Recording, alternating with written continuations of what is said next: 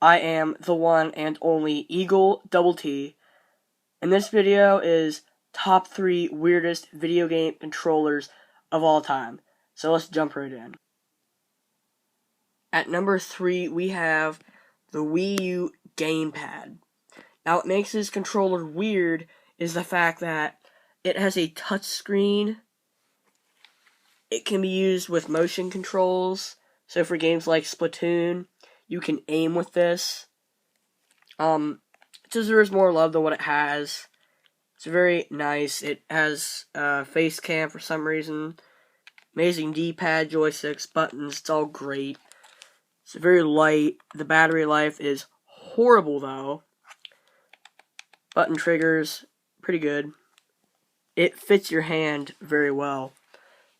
But sometimes you have to reset it completely because me and my brother used it so much that it would not work for a couple years. And eventually we finally got it to work again by taking out the battery and putting it back in and all sorts of stuff. But we've dropped it a lot and it hasn't broken. It's a very functional, very weird controller. At number 2, we have the Sega Dreamcast controller.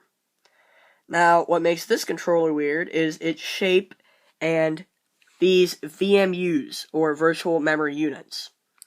You could play mini games on them, hook them together to exchange data. It had a mini D-pad and mini buttons. It was extremely weird, and it just plugged into your controller.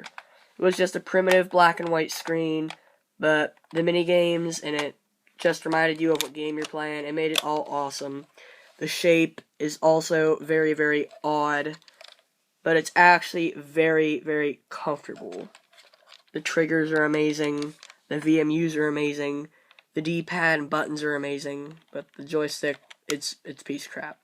But this controller is a very nice controller, and you could even hook a mic for this for online gameplay, talk to people, and for even some games. So it's a very odd controller because of the VMUs and its very weird shape. At number 1, we have the Nintendo 64 controller.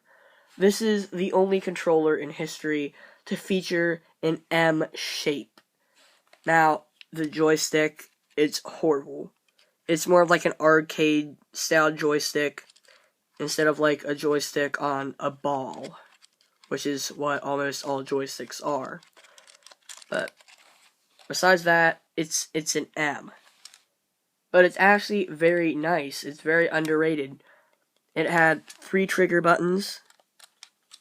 The memory cards actually plugged in right here. You could plug in Rumble Pack so that your controller would vibrate. The D-pad is a classic Nintendo D-pad. It's amazing. The buttons are awesome. Some very odd C buttons is what they call them. Those are weird. But it's a very nice, comfortable controller. And it's just really weird because the memory cards were in the controller, and of its weird M shape with 3 handles. That was surprisingly nice. This was my top 3 video game controllers of all time. Make sure to subscribe and leave a comment. I am the one and only Eagle Double T, signing off. Goodbye.